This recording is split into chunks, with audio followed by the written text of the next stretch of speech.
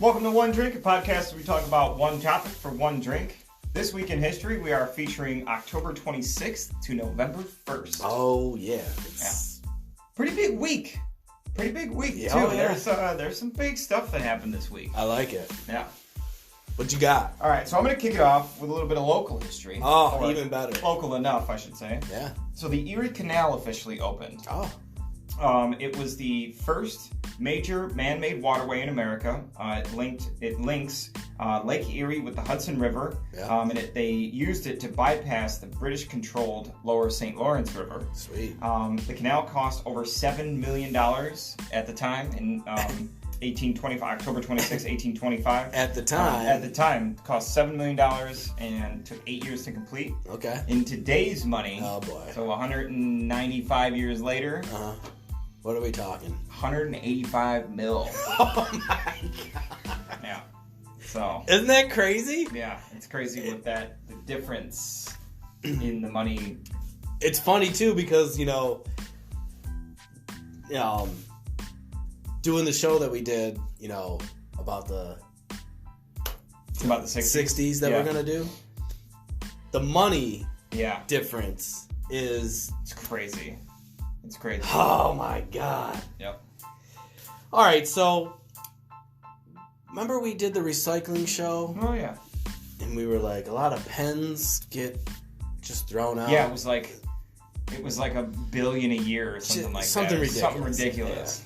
So October 29th, 1945, the first U.S. ballpoint pen was made. Pretty cool. It started then. And trillions have been tossed It since. started then. Right. It went on sale at Gimbel's department store. For like a penny. A bargain at $12.50 each. $12? And 50 a ballpoint pen. Back, yeah. Which you can get a pack of 50 of now for like $8 at Right. Staples. So it sold nearly 10,000 on the first day. So the ballpoint pen must have been the luxury Right. of pens, but obviously through development they got cheaper and cheaper and cheaper, and Well, I bet you they weren't just tossing them out willy-nilly back then, bro. you got that pen. Right, that's a week salary. And right you were there, like- a pen. Don't touch my fucking pen! Even Can when I borrow your pen? No, hell no. Even when it died, it was like, Right. I'm getting that. Right. Get that bitch where. So yeah. That's funny. All right, I'm going to take us to October 27th, 1904. The New York City subway began operation, running from City Hall to West 145th Street. Nice. It was the first underground and underwater railway system in the world. Nice. Yeah. I remember the first time I went on the subway, New York City. Go on it, experienced it, get off. So we go upstairs, Yep. and it was just like a movie. Mm-hmm. Someone was running down the stairs. They had stole like a thing of shoes, So he opens up the box, he puts his shoes on real quick, and he dips into the subway while we're coming up from the subway. Yep. And then, a couple minutes later, some cops come running down looking for the guy. Crap. Dude, it was, how you see New York City on the movies and Oh, everything? yeah. To a T. Yep. So when I walked up, it was my first time in New York City, and I got to see everything. It was just like, it was sweet. Yep. But the subway was cool as well. Yeah. But I remember the first time, so I don't remember if I'd ever gone on the subway, like when I was a kid, like if I went there with my parents, I just don't remember. yeah. Or whatever, but the first time I went on the subway wasn't very long ago. It was only six years ago or so. Yeah. I bought a car from the guy that was living in the city. Okay. And I flew down there to get it. Well, I went down there with a friend of mine to look at the car, and then we drove back.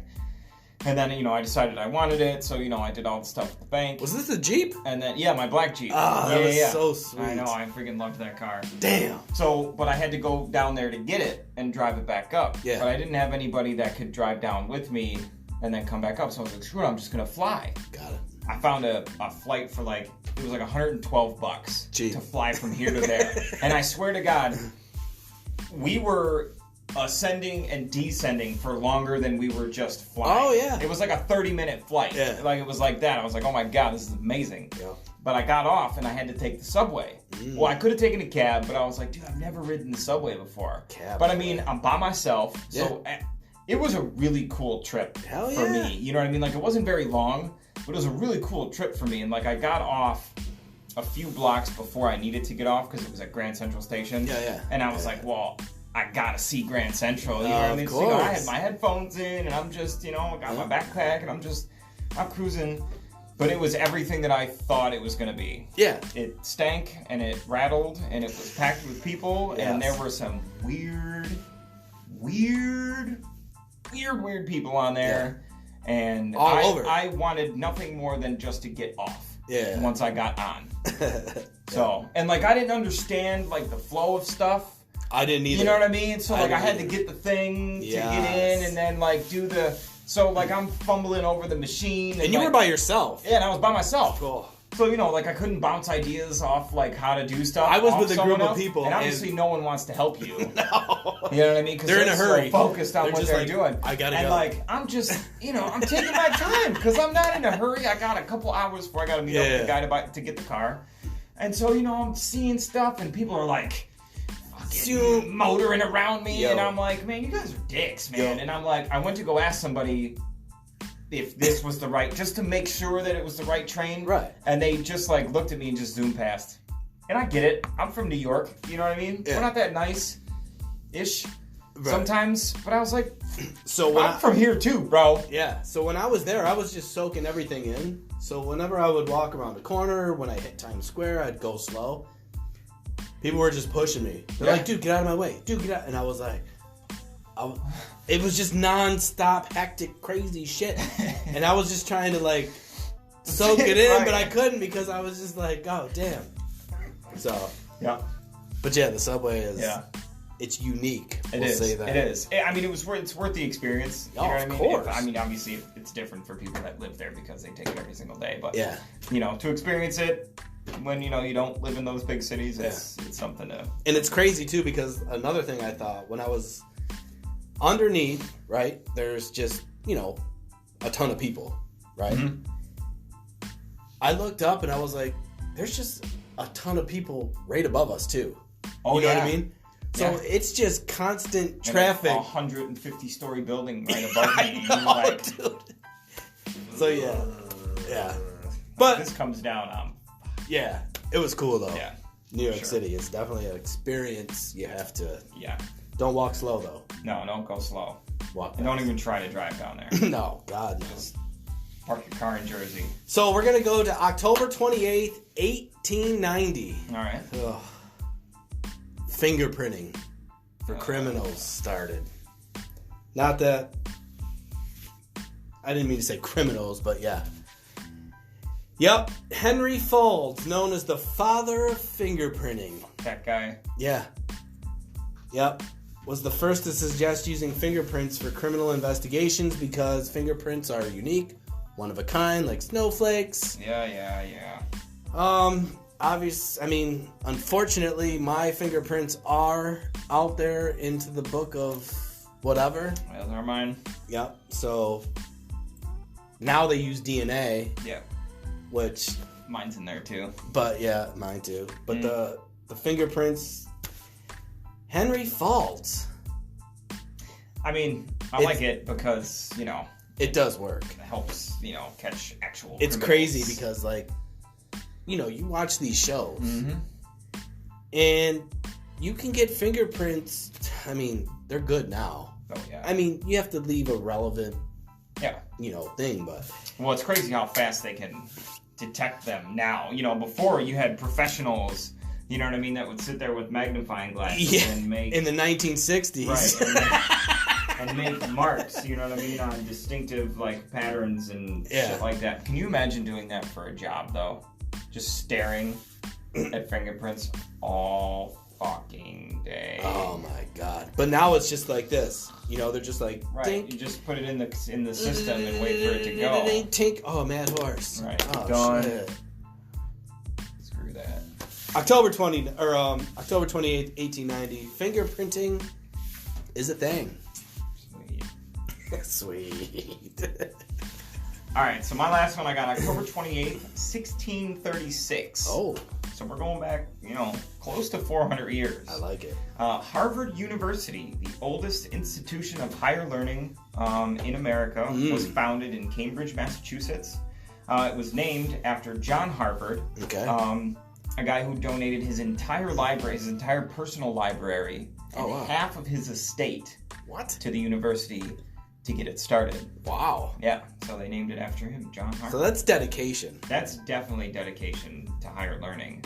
Also, fun fact, 8 U.S. presidents have graduated from Harvard. John Quincy Adams, his son. Yeah. Rutherford B. Hayes, JFK. Of course. FDR, Franklin D. Roosevelt. Teddy Roosevelt, George W. Bush, and Barack Obama. All graduated from Harvard. So I was never really the best at school. Could you imagine you and I walking up on the Harvard campus, right? Just being ourselves. Yep. I think we would stick out. Like sore fucking thumbs. A little bit. But just say we got placed in a whatever the basic class is there, we'll just say basic math, so we sit down. This isn't a 4th grade test. Or we'll say history, right? We barely passed. So we sit down. Would you just be like, what it would just be nonsense to you, right?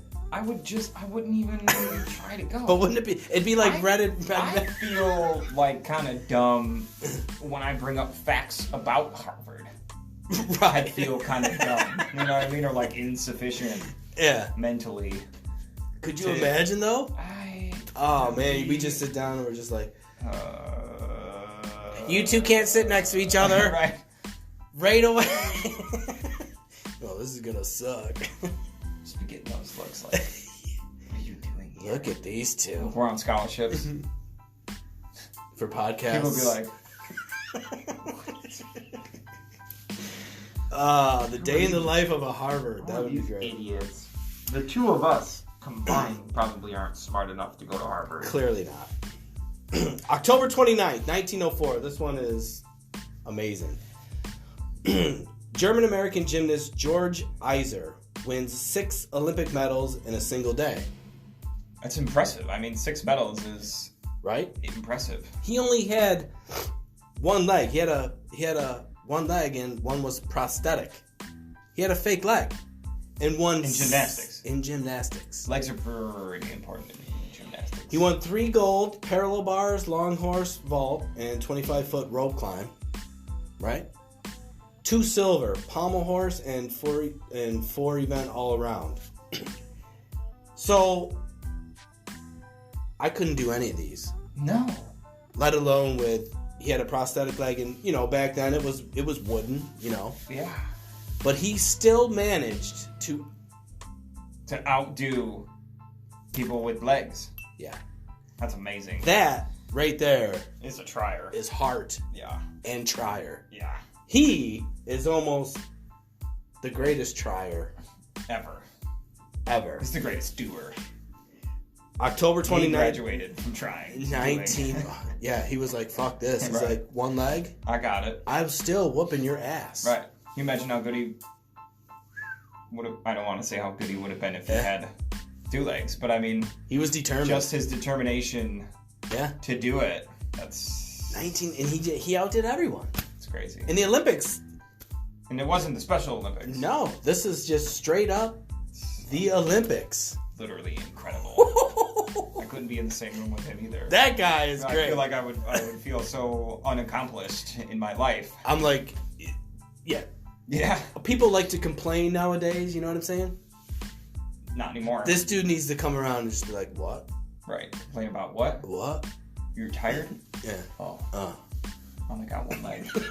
Yeah. And 6 medals, as he's got them like dangling around. Yes. Just wear them proudly, man. Right.